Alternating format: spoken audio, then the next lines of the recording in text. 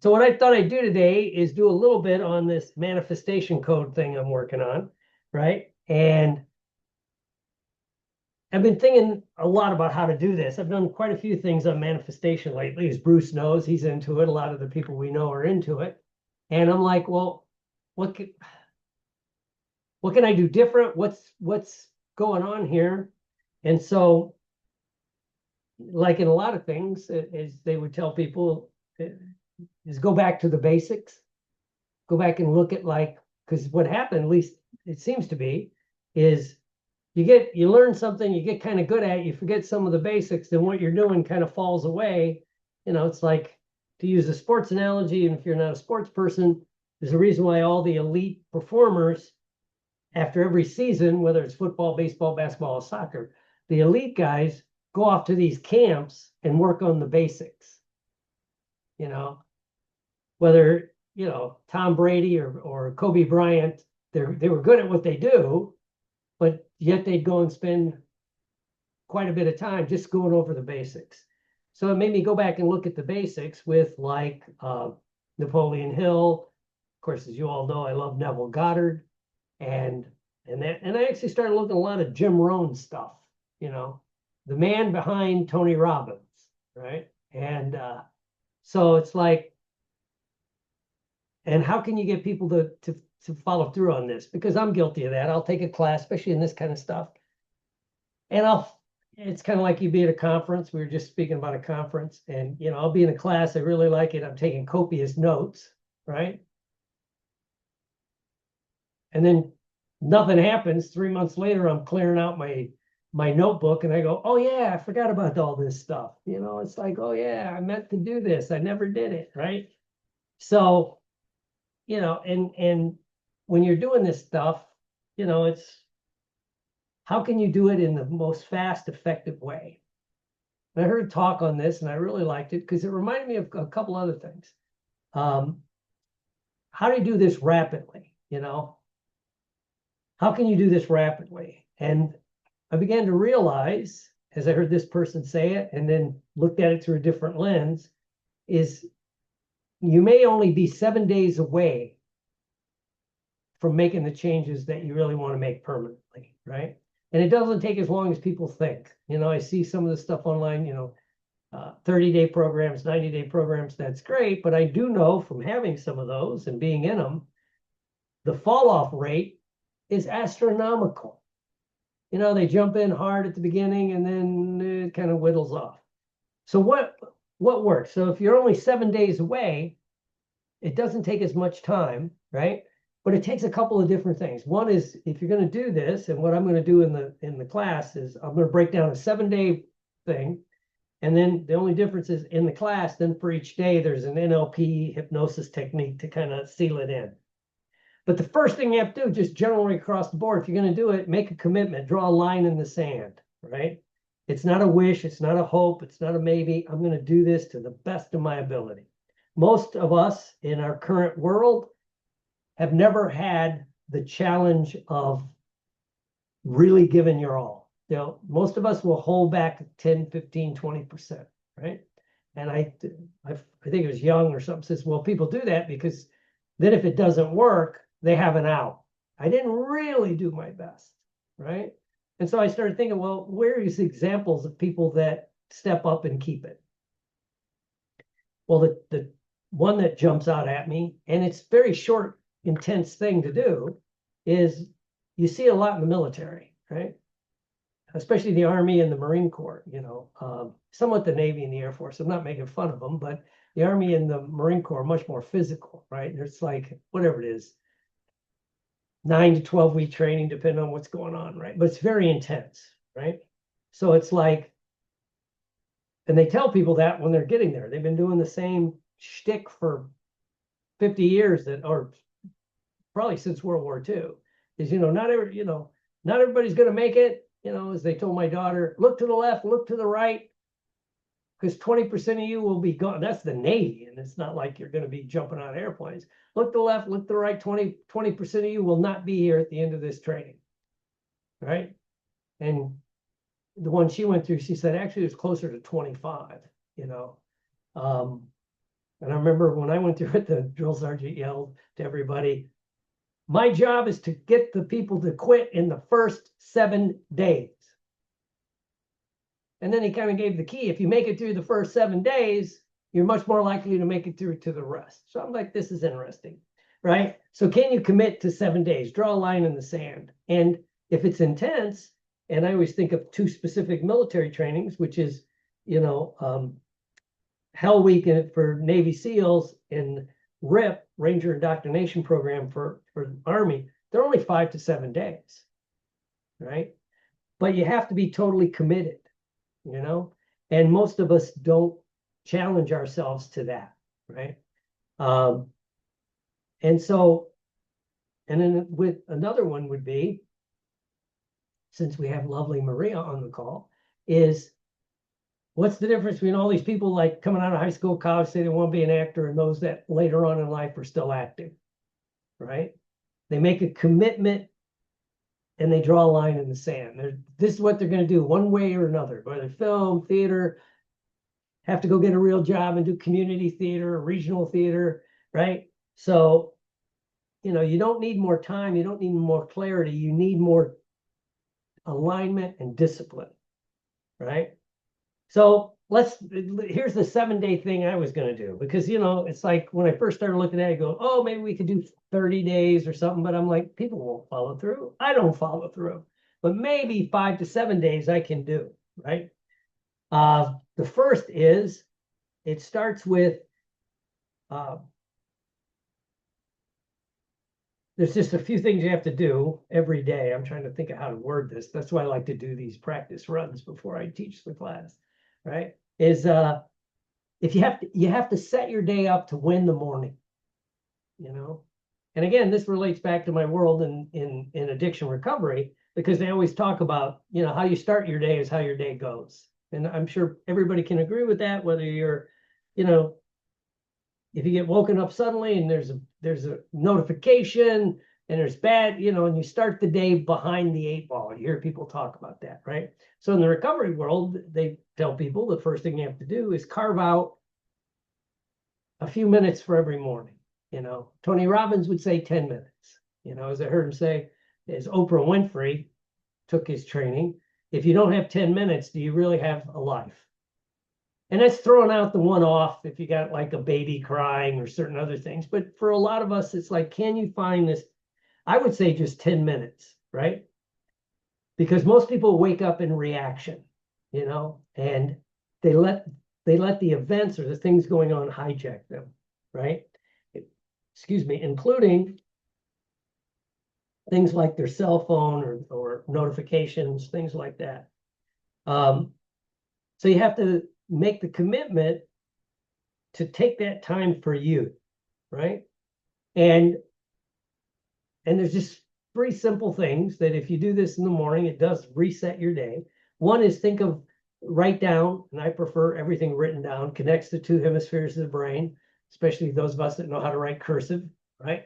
It actually connects, the left and the right, also Broca's area on the left side of the brain, also the back of your brain where you feel different things. It connects everything when you're writing, right?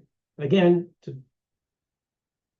to relate it to addiction recovery, it's why they stressed 75 going on 90 years ago that it's a written moral inventory in that program. It's not think about it. Don't shoot off the top of your head, because there's no thought process.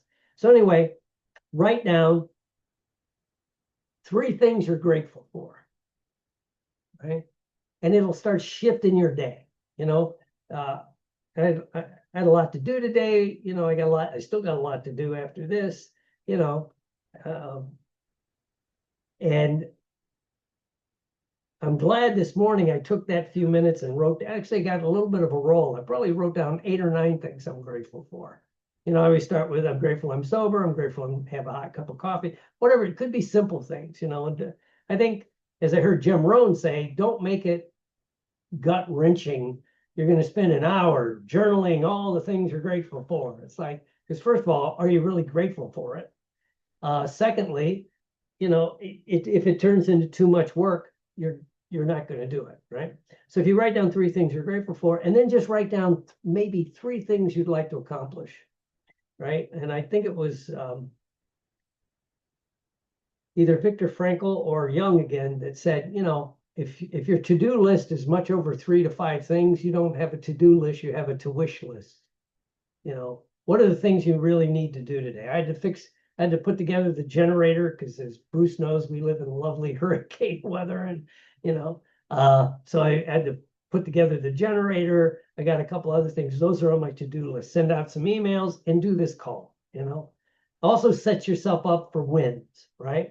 So if you know, grateful for 3 things you'd like to accomplish, and then something you can do to physically nurture yourself.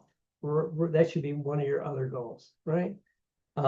Maybe it's exercise, stretch, take a walk, do whatever, right? But keep it simple, because if you won the morning, you already won the day.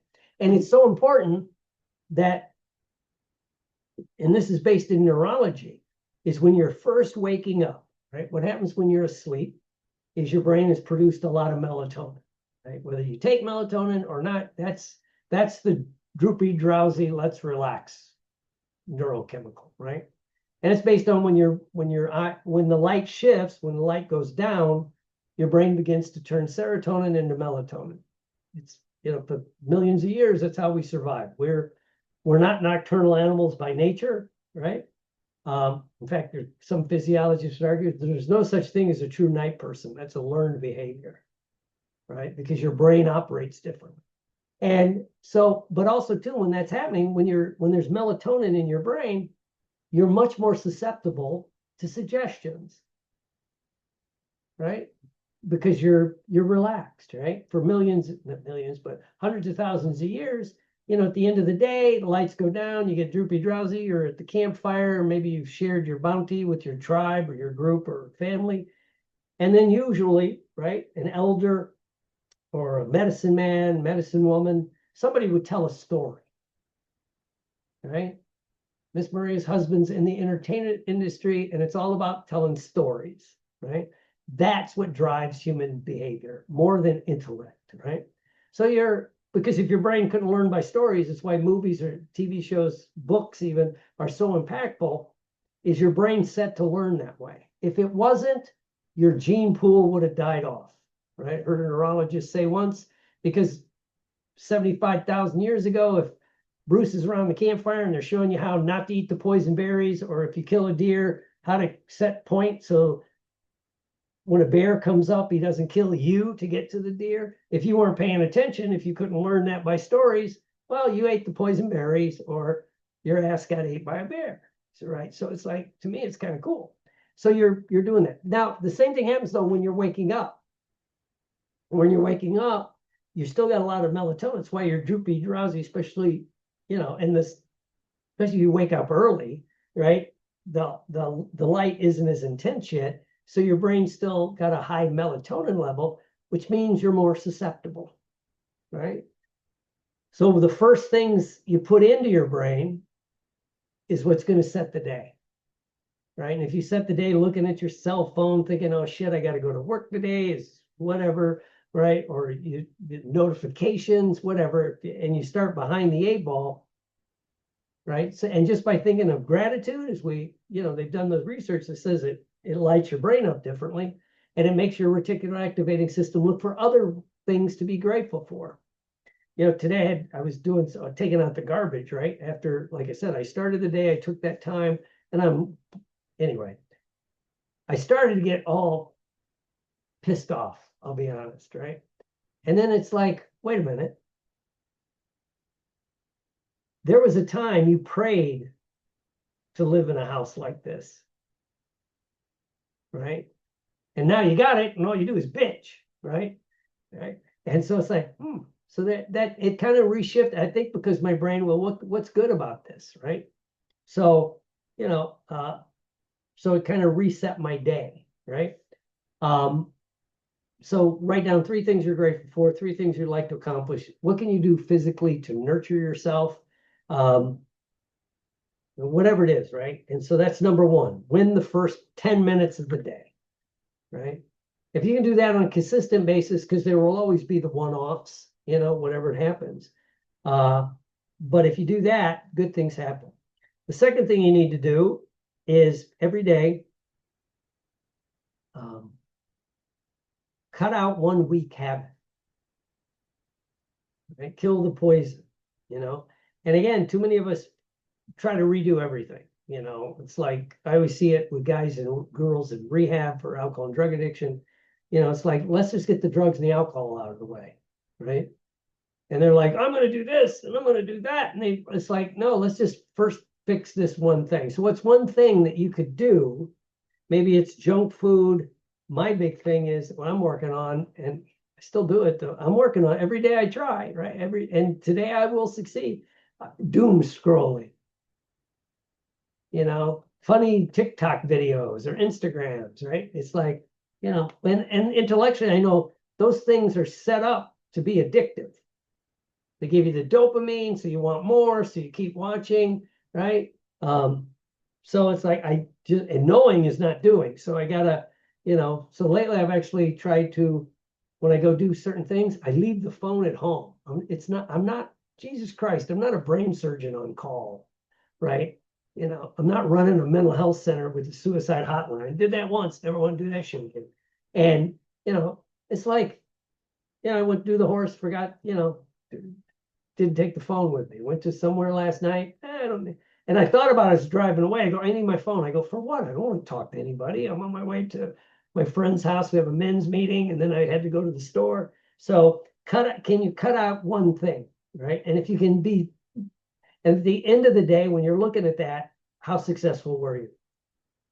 The next thing you have to do, because it's mind, body, spirit, and I always see it in the self-help world, right? Where people would say that it's mind, body, spirit. And it's like they spend a lot of time in the mind, hypnosis, NLP, coaching, and maybe a lot of time in the spirit with spirituality. And then you look at them and you're like, I don't think you're very physical. I don't think you take care of your physical body, right?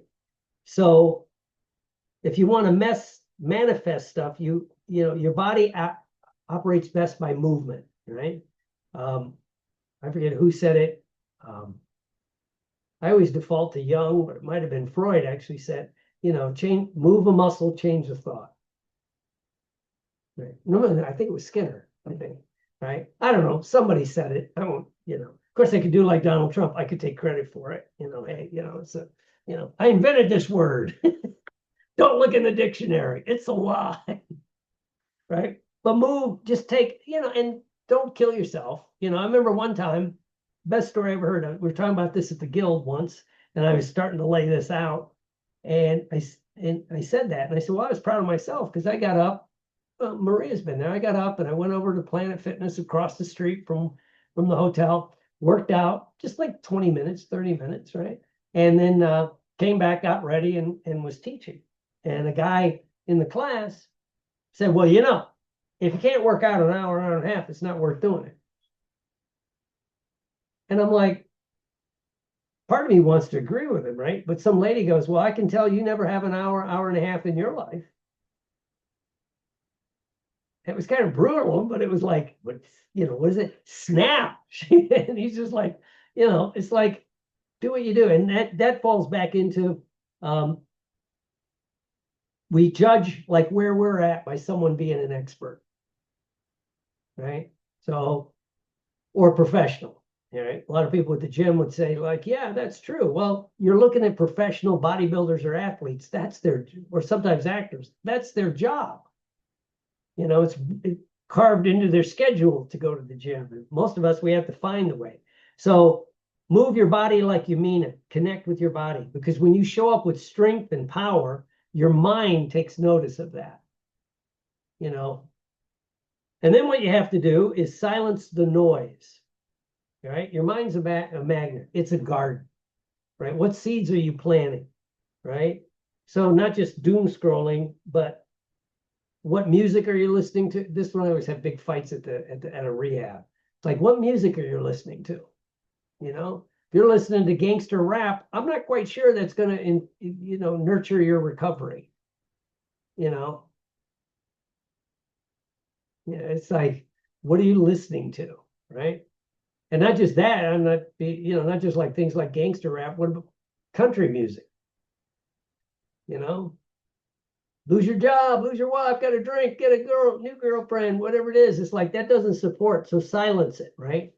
And you know, what movies do you watch? What TV shows? This one I got to work on. I watch a lot of gratuitously violent movies and stuff. Right. And my wife always points it out. So you say, we got 2 TVs. You go watch yours. I'll sit and watch my, you know, but it's like, so I got to protect that. Right. So I've been trying to work on it. Right. So feed your brain something it can grow with. Right. You're going to plant the seed, plant something good. You know, I know Bruce and I and a couple people were into these Neville Goddard videos. I tell people now, hey, look up Napoleon Hill videos, that because they take AI, they take his writing and they just put it up there. But it's pretty cool stuff, right? Why not play that in the background? So what are you putting in? I know this one guy made fun of me because I'm listening headphones when I'm working out at the gym. He goes, what are you listening to? I bet you're listening to like 70s classic rock, because he knows how I go. I want to listen to that shit while I'm working out. And he goes, well, what are you listening to? I go here. And he puts it in. It was like, I think it was a subliminal on ultimate male body. Right. And it's just, I mean, you can hear the voices, but it's like, I'm not really listening anyway, because the music they play in the club is loud enough. Right. So it's just, you know, plus two, the research says if you keep listening, if you're still listening to the same music you listened to in high school or college, you're stunting your emotional and mental growth. It's running the same neural pathways. Everybody's familiar with that, right? There's nothing new there. You know, I know Led Zeppelin songs by heart, a lot of them, or I used to, right? So, you know, you got to feed that, right? And then number 5 is make some plans. That's what, like, the 3 things you want to accomplish. That's the first part of a plan, right?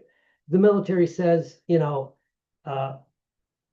10 minutes of planning saves 2 hours of wasted work. You know, not that the plan's going to work, especially in things like the military, but they're, you know, make a plan, right? For that day, right? You know, and then because it also sets in, the brain will be looking to solve, you know, if you write down 3 things and just quickly think, how can I get this done today? Your brain tries to figure that out. That's what your brain does, right? And again, and then, so after you make some plans, then the 6th thing you have to do, if you can, is do the hardest thing first. Get it out of the way. It sounds simple. This was a big Jim Rohn thing. So like today, to be honest with you, I had to work. Well, I bought a generator after all these years. Now we'll probably never have a power outage again, hopefully, right? Every year I say, I'm going to buy a generator. Every year I used to forget. Yeah. And then when would I think of it? When there's a Category 4 hurricane barreling down on the Gulf. And then you can't get a generator. They're all gone. So I bought this little generator. And I'm like, I'm going to put this together, right? It's been here for a few months. So I dragged it out. And anyway, there's some physical labor involved. Yes, ladies and gentlemen, I could, you know, it's not my forte, but I'm like, damn it, I can do this, right? So I had to get out a drill because I had to drill through the metal thing to put these little, anyway, it's like, and I knew that was going to be the hardest thing I had to do, right? And then, so get that out of the way. Of course, it took 2 trips to Lowe's and a couple other things, my simple job, you know, but it was in my plan, get the generator, you know, ready to be gassed up, put the oil in it in case we need it, you know, and do the hard things first. You know, my friend, Kevin Hogan, he's a prolific writer. I heard him once talk at the Guild with Joe Vitale, telling people, if you want to write first thing in the morning. If you wait till later in the day, you're never going to get to it, right? And this might be the hardest thing you ever have to do. And also draw the line in the sand. When I wrote a book with him, I had to commit to 1,000 words a day, every day, for, you know, 5 days out of the week. right? And I had to get that done. So do the hard things first, right? And then with that, this goes back to a Neville Goddard kind of thing. Number 7 would be speak like it's already done, right? Speak like it's done. That's what Neville Goddard said, speak it into reality, right? And then feel it like it's already done, you know? And with that, you begin to look at your language. We talk a lot about that. Everybody in my group, NLP, hypnosis, coaching, we know language is everything. And even though we may say out loud to other people certain language, what's the language you're using in your head? Will I get this done, or I hope I get this done, right? And again, you know, speak like it's already done, you know? And it basically boils down to, as Jim Rohn would say, stop talking like a struggler and start talking like a creator. You know, and this is one I've been working on, even though I'm sitting here now in my one of my horror movie t-shirts. And I'm going to really attempt this in a couple weeks at the Guild. Dress for the frequency you want to live in. Now, when Jim Rohn said this back in the 60s and 70s, it had, you know, you go to any kind of seminar, workshop, people dressed up, right? I mean, not now I sound like an old guy, but Bruce can remember when you went on an airplane trip, you put a suit on.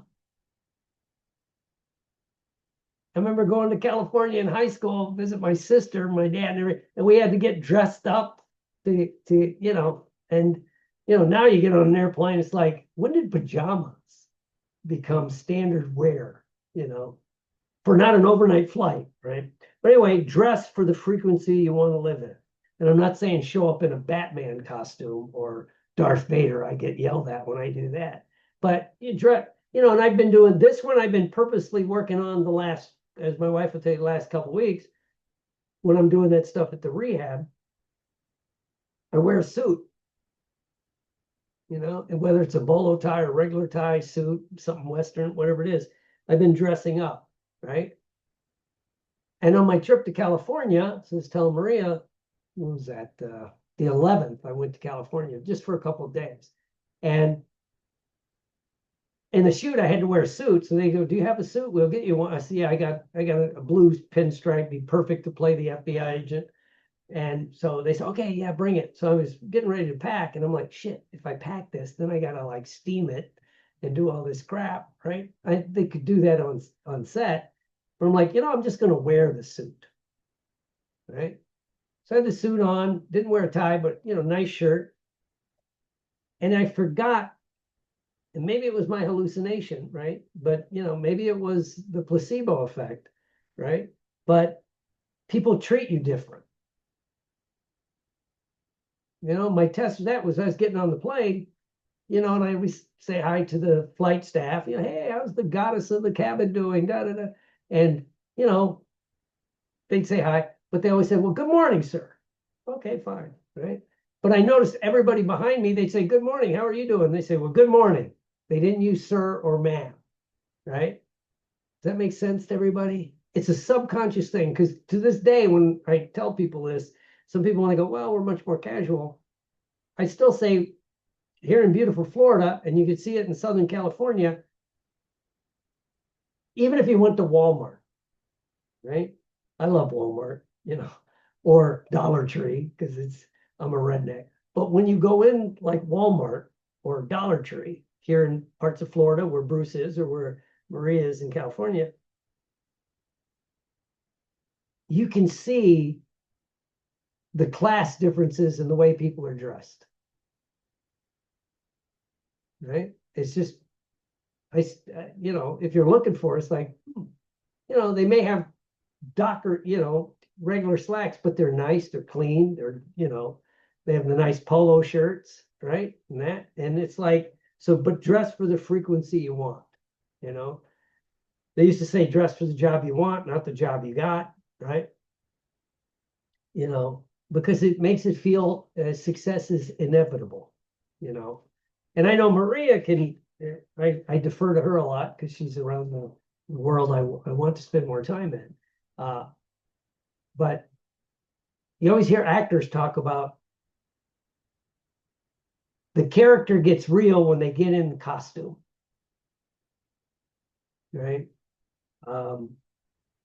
What's his name? Alan Rickman said that the minute he put on the black, that Snape, whatever his name was, once he put that costume on, the acting was easy, right? So, it's like that, right? It makes it real. And I think our subconscious likes it. If you look in the mirror and think you look good, I think it helps, right? And then work on a 7-day, try to commit to, I would say 5 to 7 days, right?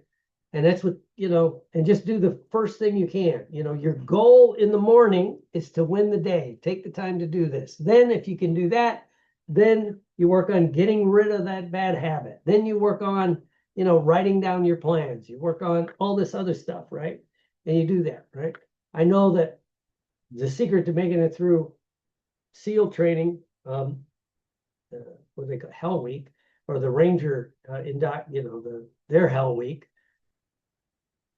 is all you got to do is make it to breakfast. That's your only goal as you're going to sleep. Make it to breakfast.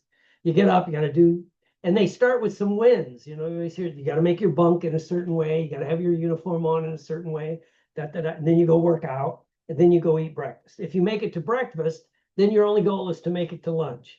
It may be a hellacious morning because of what they do, but your only goal is make it to lunch. Then if you make it to lunch, then you focus on dinner, right? If you make it to dinner, then you focus on what do I got to do, to get my day ready for tomorrow, right? And that really makes stuff easier, And I know I heard an actor one time say, I forget the movie he was in, and he was talking, it had a real emotional scene. And he goes, I think it was Sidney Lumet. Me, am I trying to be exact? That's a mature guy thing. Sidney Lumet. I think it was Sidney Lumet with Paul Newman in the movie The Verdict. Is he told him, quit worrying about the courtroom scene. Just do the next scene. That's all we got to do. Because it was a big emotional scene at the end. And it's like, and I can relate to that. That's in your head. When I've done Tennessee Williams, The Glass Menagerie play, I was thinking of all the monologues. And I remember thinking that thought where it's like, just what do I got to do next? Well, I got to step on stage. I got to do this. Then once that's over, I got to do this. Right. So do the next thing. And then lastly is you end your day with power. Because now what happens that, again, now your serotonin, you're alert. When the light changes in the evening, your serotonin flips into melatonin. They're very similarly chemically based. I think there's only, your body can turn one into the other very quickly, right? So you end your day with taking some time, any wins that you had that day, right? What went well? When you look, did you accomplish your goals? Great. Did you get the things done you wanted? Yeah. How were you on your trying to get rid of a bad habit? How were you on trying to move? All this other stuff, and then, so you're locking that in, and then take a few minutes to mentally rehearse the next day as if it's going to go perfect. And if you're going to, and then if you lay there, if you want to take it to the ultimate step, you review the day. And I always argue with people about this. Review the day, not as it was, but how it would have been if it was perfect. Right? So in a way, I'm kind of teaching you to be sociopathic, but it's like you remember the day the way, you got that sale, this happened, that happened, right? And so you're ending your day in a streak, That's how you lock it in. And the final thought on this is you're not becoming someone new, you're returning to the real you. So these things you want to manifest, right? You work that into your routine. So if you're trying to do a manifestation code or a manifest certain things, that should be one of your goals. Today I will working on the I am affirmations. I'm successful, I'm in shape, whatever it is, right? and you're returning to the real you, right? So, and again, my goal when I do the class is then with each one of these, I'll do a little NLP technique to help speed it up. But to me, it's the power of what we do, right? And making it somewhat consistent. Right? So that's my goal, today. And so far I haven't doom scrolled. I was too busy working on the damn generator. But now I just got to go get her fueled up and running. But again, maybe now the universe will, because we've had three. Every time we get a hurricane, we get a power outage. And there's a little 3-block area, and I happen to be in the middle of it, where we'll have no power for 7 to 10 days. Everybody around us will have power. And so every year I go, damn it, we got to buy a generator, right? Yeah, just enough to run a refrigerator, a couple fans, and a light. That's really all we want, right? And so this year, I tried to think about it, and I wrote it in my planner and everything, and then it manifested in a way I didn't think it would. Somebody had one for dirt cheap, and I'm like, and it was in the box. It was brand new. It wasn't stolen. I think it was, they gave it to somebody, and he didn't need it because he had a whole house generator. And so, he said, do you want one? I said, yeah. He goes, well, just give me about a third of what it was worth. So I said, sure. It was still in the box, right? And so that's the way things can happen. So that's kind of like the plan. There's like a few things you do, but you only do it for 7 days. And each day you pick 1 or 2 things you're going to work on, right? With one always being win the day, in the day. So what's the major thing I'm going to work on today? Whether it's moving differently, working on my body, speak as if it's real, whatever. Right? And then at the end of the 7 days, it begins to reset your brain. And if you've ever met anybody who's made it through those intense military training, SEALs, Rangers, Marine Recon, they all say once they made it through that hell week, they were fine, right? Because you did the hardest thing you ever had to do. Right? So anyway, that's enough out of me.